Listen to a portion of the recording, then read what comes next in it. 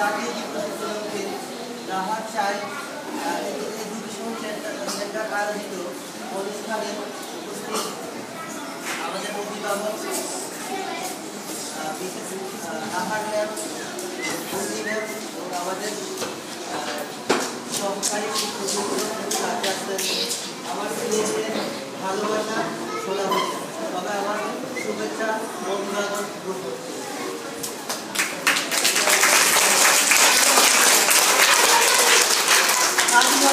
স্বাধীনতার কথাটা শুনলে মনের ভিতরে কেন যেন অন্যরকম ভালো লাগে।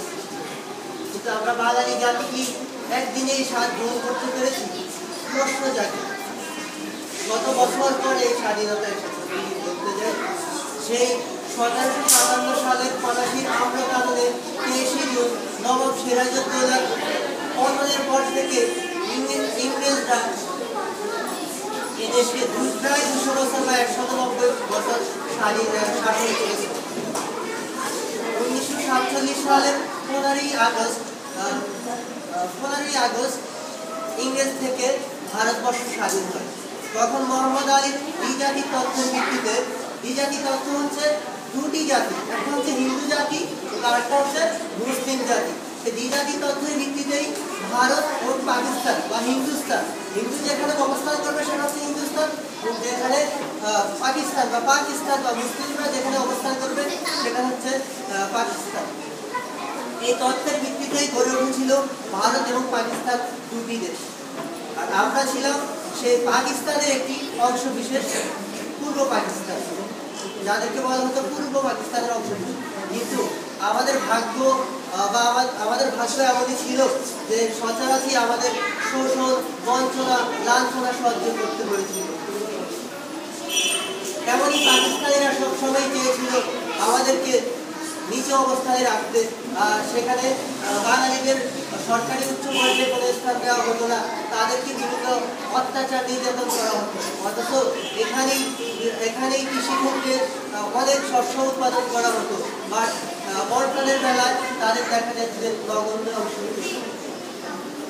দিনের পর দিন এবং লাঞ্ছনা বঞ্চনা শেষে যখন তারা একটা পর্যায়ে 25শে মার্চ কাল রাত্রিতে যখন বাঙালিদের উপর গভীর রাতে যখন অতর্কিত হামলা করে, অতর্কিত হামলা করে, সেখান থেকে বাঙালিরা তারপর থেকে গর্জে ওঠে প্রতিবাদ করার জন্য। সেখানে গর্জে ওঠার জন্য সে আমাদের মুক্তি বাহিনী বা মুক্তিযোদ্ধারা ছিলেন সাধারণই মানুষ, কৃষক, শ্রমিক, সব পেশার শ্রেণী পেশার লোকজন সেখানে ছিলেন।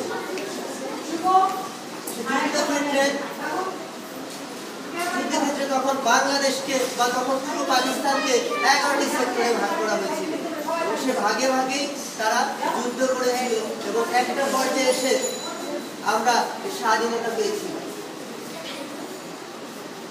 স্বাধীনতা পেতে গিয়ে আমাদের 30 লক্ষ মানুষ শহীদ হয়েছিল। সেই আজকের এই দিনে শেষ শহীদদের প্রতি আমার গভীর শ্রদ্ধা জানাচ্ছি আর সম্মান জানাচ্ছি সেই বীরঙ্গনাদের, যে ভাইদের, যে বোনদের বিনিময়ে আমরা এই স্বাধীন সার্বভৌম একটি রাষ্ট্র পেয়েছি। 9 মাস রক্তক্ষয়ী যুদ্ধের পরে আমাদের বাংলাদেশের যশোর এলাকা প্রথম স্বাধীন হয়েছিল এবং সর্বশেষ স্বাধীন হয়েছিল মিরপুর এলাকা।